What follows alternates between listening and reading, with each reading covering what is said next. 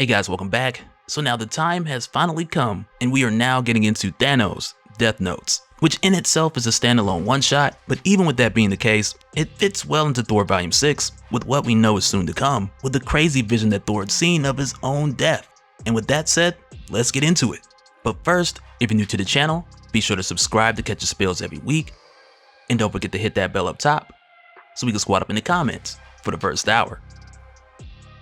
Alright, so to start this off, we begin with Thor, who's made his way to Titan, and he's come here with Mjolnir, which again at this time is the home of Odin after his death and God of Hammers. But the reason that Thor has made his way here is because he's being thorough in his search to find a way to prevent what he had saw in the vision that was shown to him by the Black Winter back in issue 6, to where at the time the Black Winter by nature had shown Thor how he would die. And initially Odin tells Thor that he's just chasing a dream, but Thor's just more or less like, that's all I have to go on. But even still, to Thor, that vision was more than a dream. And furthermore, that vision is the reason why Thor has come to this specific location. Because here on Titan, nearby the gravestone of Sui-san, the mother of Thanos, this is also the exact location of where the vision had taken place, of which Thor was shown by the Black Winter, which had shown Thanos holding Mjolnir infused with the Infinity Stones, along with the mysterious Black Gauntlet on his other hand. And behind them a number of glaring figures, all of whom were very much undead, some of whom Thor recognized and others not so much, but nonetheless none of them were alive. But with coming here, Thor finds a cave entrance and he makes his way to it, but as he does, he's then met by the arrival of Death. And when Thor gets there, right away there's kind of this thing where he's like, okay, well why are you here? And Death is just like, well I'm everywhere, especially here, why are you here? But even with Thor being asked this question, he knows the answer's gotta be obvious. And Death tells him that he's looking for Thanos and trying to find out if he's truly gone. And Thor just asks, like, is he? You know, because a simple answer will make this real easy. But Death just gives him a very cryptic response as Thor goes on to enter this cave, and she tells him that Thanos was always mine. But with Thor entering this cave, he finds himself within the study of Mentor, the father of Thanos. And it's in here where Thor finds a collection of studies that Mentor had gathered about Thanos, of which Thanos had later then added to. So for Thor, with him finding all of this information that was written by Thanos and Mentor about Thanos, with information about his work, his associates, destroyed worlds, his children, it's all here. But with Thor finding all of this, he now sees the opportunity to study the past of Thanos in hopes of preventing the future. But also he notices that someone else has already been here, searching through all of these records. But with Thor getting into all of this information, the first thing that we're shown is actually records that go back to a moment that had taken place shortly after the events of Invincible Iron Man issue 55, which for us was also the first appearance of Thanos. But also with the way that the events had played out in this issue, for the most part we were dealing with an android, because back at the time Drax the Destroyer had reached out to Iron Man through a mental message since he had been weakened in battle with Thanos and imprisoned after. But long story short, Drax called for Tony to come help him out, and Tony did. But nonetheless, to this day I find Tony's initial response quite hilarious. But even still at the time, Tony obliged and he went to help Drax out, only to then find shortly after that it was a trap. But what Thor's finding here and what he's reading is information that's been taken from Tony Stark's personal logs. And really it's here where the information from what we've seen in Invincible Iron Man issue 55 kind of bleeds over into this new story, because it speaks about at the time how Tony went to help out Drax, and with doing so he fought Thanos, punched him in the head, broke it open, and that's when they discovered that it was a robot. And as the story would go at the time, this location, which was an Earth fortress that belonged to Thanos, it had blown up as part of this trap, but of course Iron Man and Drax were able to get out, and that was more or less the end of it. But with Thor reading through this information, he comes to find that Tony actually kept the Thanos Android so that he could reverse engineer it, figure out how it works, because the way that he stays ahead and comes out with the win is by figuring out what the baddies do and then do it better. And the whole time that Tony is doing this, he's staying in his armor because at any moment this thing could just come back to life, you never know. But for Tony, after 19 hours of running different analysis and trying to figure out how the complex systems of this machine work, he's not even able to figure out how to turn it on. So at this point, he's more or less like, okay, bump that, I'm about to melt it down and call it a night. But as soon as he says that, this thing then wakes up. And this android tells Tony that he has a warning to give him from Thanos, saying let this machine be and you will continue as you were, or destroy it and you and yours will suffer untold torturous agonies for all of eternity. And with hearing this, of course, Tony, he doesn't believe it, but the android goes on to tell Tony about how Thanos has already won. In the future, he will reign supreme over all things, space and time. And in fact, it's already happened. But I gotta say, this whole thing about Thanos controlling space and time, it sounds mighty familiar, and it sounds a lot like what we had talked about before with Infinity's siblings and Infinity Conflict, and the events that would later lead into Infinity's end. And the whole idea of Thanos getting so powerful that he had rewritten all of creation.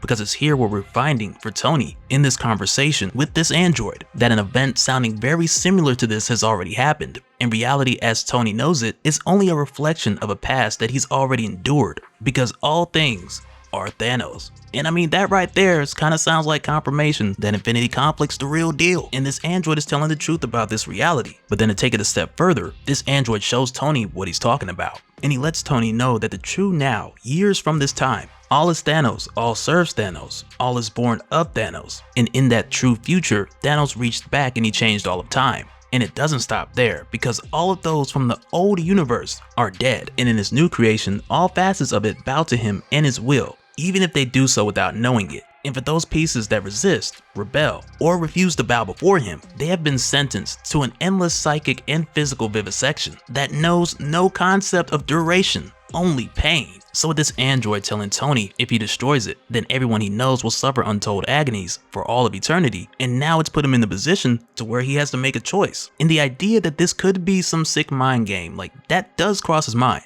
But the android tells Tony, "You're a scientist, check the probabilities." And for Tony, with him hearing this and thinking this over, he quickly comes to the conclusion that it's just not worth the risk. And for that reason, he decides not to destroy the android, and from there he just removes the head. But for Tony, he believes that this information is too dangerous for anyone to know, but for the rest of his life, he has to go on knowing this terrifying secret.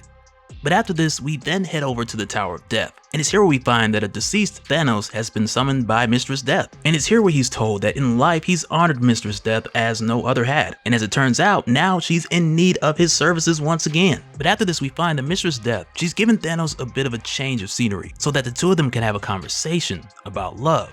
And right away, Thanos lets her know that he loves her and only her. But Death lets him know that sure, that's how it is now, but it wasn't always like this. And almost immediately, we see a woman call out for Thanos by the name of Corella. And when she appears, Mistress Death tells Thanos to tell her all about Corella and who she was to him. Because even though Mistress Death knows the answer, she still wants to hear it in his words. But when Thanos goes on to tell this story about Corella, in a way it feels like kind of a blend between Jason Aaron's Thanos Rising alongside of a bit of Barry Lyga's Thanos Titan Consumed, which in that case was more of a MCU adaptation that we covered on the channel quite some time ago, because with how this is done, some of these elements line up with these stories. But as Thanos goes on to tell Mistress Death about Corella, he begins with telling her about his younger years on Titan and how at the time he loved his people, he wanted to serve them, but because of his appearance and because he was a deviant, he was looked down upon. And for that reason, he had figured that he would just always be alone, at least until he met Corella. Because for Thanos, Corella was the first person who saw him for the spirit that was inside of him, rather than just seeing him as a monster. And Thanos expresses that her voice gentled him, her touch was soothing, and when he looked into her eyes, he saw love and hope. And initially they tried to keep their love a secret, but of course, secrets have their ways of getting out. And with their family finding out, they didn't like it at all. They wanted to interfere, but most of them didn't have the courage to act. But then because a few of them did, they had ended up sabotaging Thanos' ship, with them knowing that he was soon leaving to visit other worlds to have discussions about overpopulation and finding a solution. But of course, when they did this, they didn't know that Corella was going to convince Thanos to let her go with him. And of course, with her going, she was there when the sabotage took effect. And Thanos goes on to say that had Corella not been there, it's likely that he would have died, because the crash released lethal fumes from the fuel supply and the pressure doors couldn't open to either let them out or the lethal fumes. And on top of that, because of the impact, Thanos couldn't move because his neural system was damaged. But when this happened, the automatic distress signal immediately went out, but help wouldn't arrive until 2 cycles later. And it's for that reason that Corella tells Thanos that she's going to implement what he's always been saying about overpopulation, and how it's really just a matter of mathematics, with the amount of resources divided by the population, and how the oxygen that they have is 1 cycle for the 2 of them, but 2 cycles for 1 of them. And it's for that reason that she gives Thanos her oxygen so that he can make it until help arrives. And Thanos admits that it took him a while to really understand that it was an act of love, with Corella giving her life so that he could live. But right away, Mistress Death lets Thanos know that that's why she brought him here, because death isn't about wishing for pain or blood on others, but instead it's about balance. And if too many people are living in the universe without enough resources to contain them, then they're all doomed. And it's with sharing this logic with Thanos, Mistress Death tells him that he needs to extend to the universe the same grace that Corella gave him, which kind of had me like, it's a bit of a stretch, but I see where you're going with this. But also with telling this to Thanos, she tells him that he must do what is necessary as an act of love, and he responds, in the name of death. And then Death responds, no, in the name of life. You can love us both. And she goes on to tell Thanos that many won't understand what he's doing, like they'll only see the ruthlessness, and many will still see him as a monster. But nonetheless, for him to succeed, he's gotta do what's gotta be done. And with hearing her say this, Thanos agrees, and his appearance then begins to solidify. And then after this, for the last segment that we're shown, it's with Thanos making his way to the bar at the end of the line. And as soon as he walks in, the people there are terrified. And I mean, for good reason. But with Thanos coming here, he approaches the bartender and he lets him know that he's looking for his daughter Nebula. But in response, the bartender lets him know that it's the rules of the establishment that they can't share information about their clientele. So even if she did show up at this bar, he couldn't tell him. But then at a moment's notice, somebody comes running in, screaming that there's an entire armada of Docathians outside, claiming that they made their way here to kill Thanos, for him murdering half of the known life in the universe, as well as murdering 5 billion Docathians. But with them coming here and claiming that they're sentencing Thanos to death, he then steps outside and he makes a mockery of the amount of Docathians that they brought, which for them is 3 times the amount that they usually bring to conquer a planetary system. And when one of these guys gets to talking crazy at Thanos, telling him that he's not as tough without the Infinity Gauntlet, and in response, Thanos is like, I don't need the gauntlet to handle you guys. And from there, Thanos just leaps into this armada, and he defeats every last one of them. And it's crazy because these guys are said to be indestructible fire-breathing warriors with unbreakable skin. So when Thanos walks back into the bar, the bartender's like, how'd you do that? Like, those guys are invincible. But then Thanos just tells this guy that a rock may seem formidable to a flower, but I am a hammer. But then just after this, we go back to Thor, who believes that he's seen enough for the moment. But just before he leaves, he sees a file cabinet that's marked the Black Stone. And it's here where he discovers that whoever came here before him and searched this place, they got what they were looking for, with only empty folders left in this file cabinet. But amongst these folders, Thor sees one marked Bor Burison. And with Thor and Odin finding this, Odin for one is speechless, because now this mystery of the Black Infinity Stone, they know that this now has a connection to Odin's father and Thor's grandfather, Bor. But after this, with Thor making his way out, Thor makes mention of what he'd learned about Thanos, but then he mentions that someone came here before him and they took something, and he asks Death, who was it? And Death tells him that it was Corvus Glaive. And for Thor, with him hearing this, he just leaves. But it's from here where he's discovered that Corvus Glaive is retracing the steps of his late master Thanos. And for some time, he's been searching for the Black Infinity Stone, which in some way is connected to Bor Burison. So from here, Thor has to figure it out and connect the dots before it's too late. And so now real quick, I want to give a special shout out to all the patrons. Thank you guys for all of your support. And for anyone who's new here who wants more information on how to support the channel, I got a link below so you can go to patreon.com/dopespill. But that'll do it for this one, guys. Let me know your thoughts down in the comments below, and we'll do it again on the next one.